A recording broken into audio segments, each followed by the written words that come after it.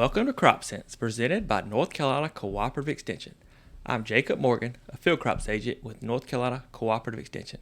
Today, we have Jenny Carleo, Area Specialized Grain Agent with North Carolina Cooperative Extension.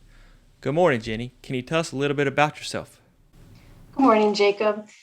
Sure. So as you said, I'm an area specialized agent. I serve all of the grain growers in the south central part of our state. So that's corn, soybeans, and the small grains. Today, we're going to discuss side dressing corn. Some folks may have already laid their corn by, but for everyone else, Jenny will give us some things to consider. So I guess first off, Jenny, let's talk about corn prices and fertilizer prices and kind of where they're at this point and how that relates to applications. Corn prices have been going up. Over the last couple of weeks, they've been going down a little bit, but all the way through September 22, Chicago is still, the futures are still above $5 per bushel. So that's really good news for us in North Carolina. Our prices are typically a little bit higher than the Chicago prices. However, with that, we are also seeing a large increase in cost of nitrogen and, of course, the cost of fuel.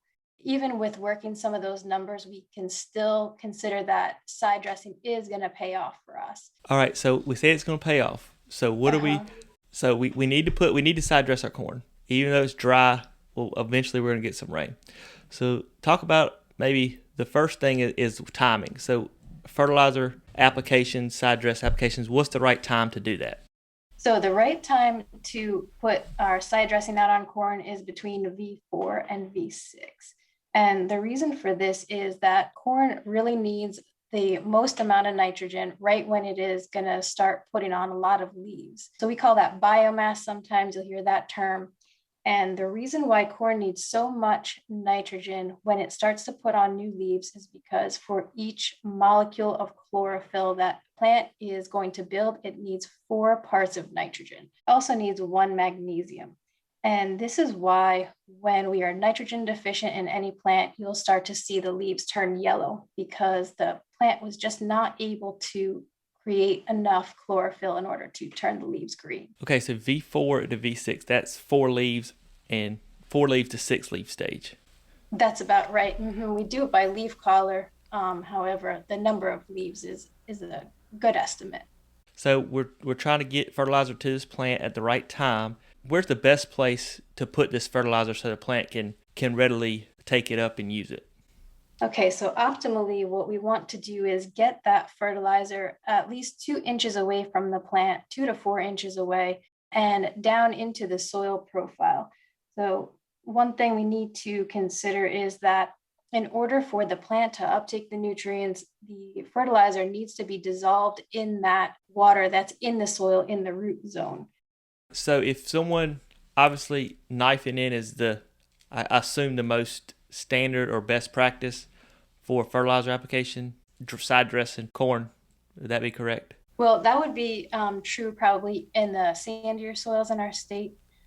We have a really hard time knifing in anything with the clay and the rocks or using a colder application in the Piedmont. Actually, one of my counterparts in the state, Scott Tilley, and I and a few other agents are experimenting with a new delivery system for liquid nitrogen.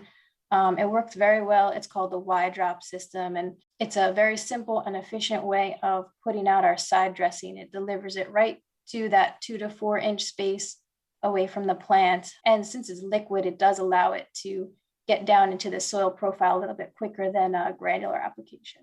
So if someone doesn't have equipment to Y-drop or to knife in fertilizer here at lay-by, is broadcast over the top a dry fertilizer? Is that acceptable?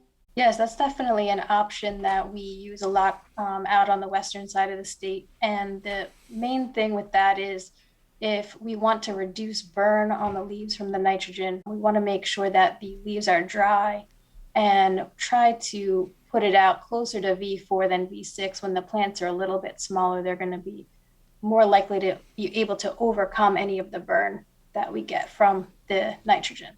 How do we determine what rate to put out? How would you go about determining that? Obviously, across the state, there's different yield potentials, different types of soil. How would you go about determining what rate to put out? That's a great question. Of course, it's the one thing on everyone's mind because at this point we don't want to overbuy or over apply, but we also never want to be short because even though all of our nutrients are equally important, nitrogen is needed in the largest quantity. So basically, the way I look at it is I first start out with my yield goal. So if my yield goal, just as a ballpark example for a round number, is 200 bushels to the acre, I'm going to want to look at putting out 200 units of nitrogen. And then, of course, I have to subtract any of the pre-plant amount that I had put out. Typically, Dr. Heiniger recommends somewhere between 30 units and 60 units of nitrogen at our pre-plant. So whatever we had put out earlier on in the season, we want to subtract that from our maximum amount. There are times too where we can give, we call it like a nitrogen credit.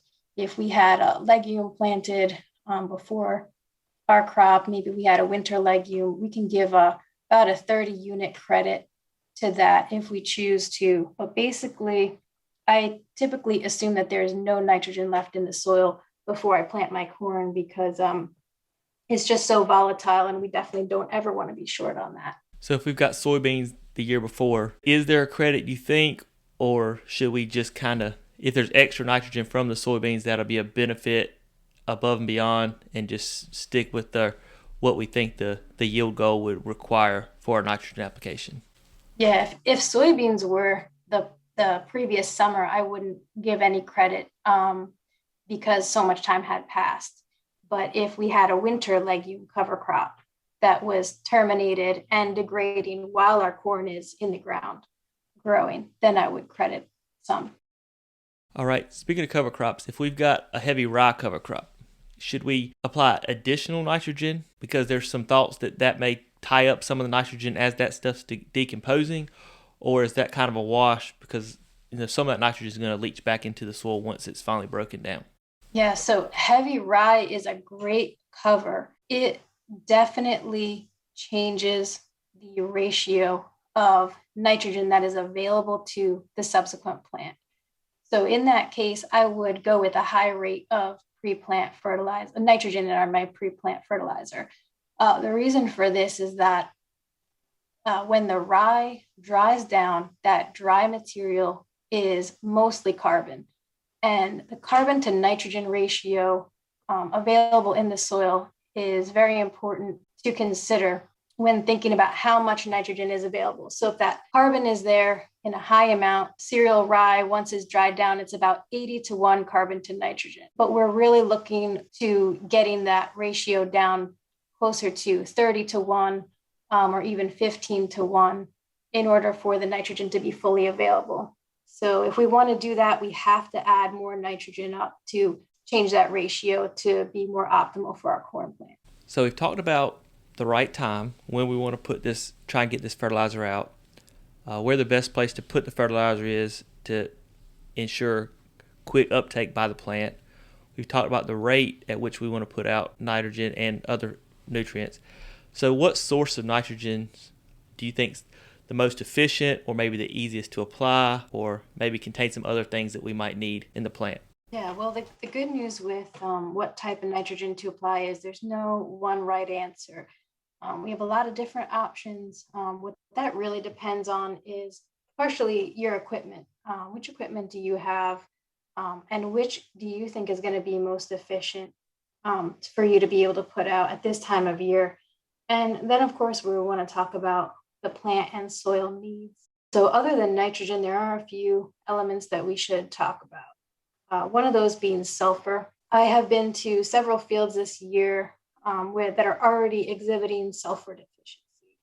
And as I think a lot of us have heard, the air has been getting cleaner over the past several years, and we are starting to see that. That's a good thing, but it's also making the sulfur that's in our soil less present because of the emissions reductions. On top of that, North Carolina has had several wet years in a row, and sulfur moves in the soil. So what'll happen is in a sandy soil, it might just completely leach all the way out of the root zone. And in the Piedmont area, in more clays, it may end up just getting just below the surface. So maybe 4 inches down. And until the plant can access that sulfur in the soil, it's going to be exhibiting sulfur deficiency.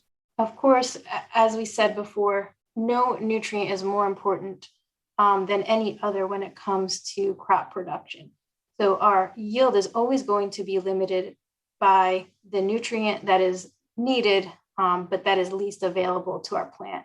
And sulfur is one of those that we need to keep an eye on lately. So may want to consider using some AMS or putting some sulfur in earlier on in the year if you are starting to notice on your soil test that it's being recommended, or if the newer leaves on the plant begin to yellow, that's typically a sulfur deficiency, and that can definitely limit our yield in the long run. Another nutrient we want to consider is magnesium. I think I mentioned before that there's 1 part magnesium in each chlorophyll molecule, and potassium, because of the wet weather that we've had, especially over this winter.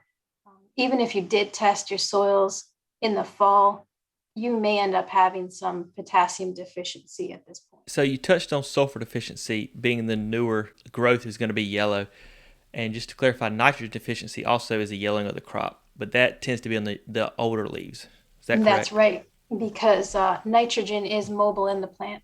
So what will happen is when the plant knows that it, or doesn't know, but plant needs to rob from those older leaves so that it can translocate it up to the newer leaves in order to make the chlorophyll that it needs to go through photosynthesis. The purpose of chlorophyll is so that the plant can absorb the right type of light from the sun to turn that light energy into chemical energy. In order to do that, it needs to have that green pigment.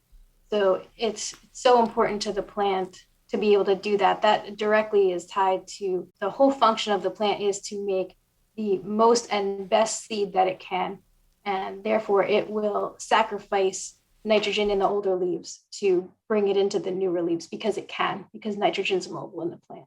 Is there anything else that you think our listeners need to know before we wrap this podcast up as far as side dressing corn, maybe some other nutrients or some other factors to consider?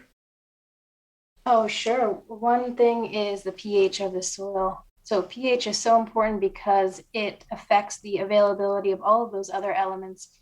And a lot of the fertilizers we use on corn acidify the soil. They actually have a negative calcium carbonate equivalent.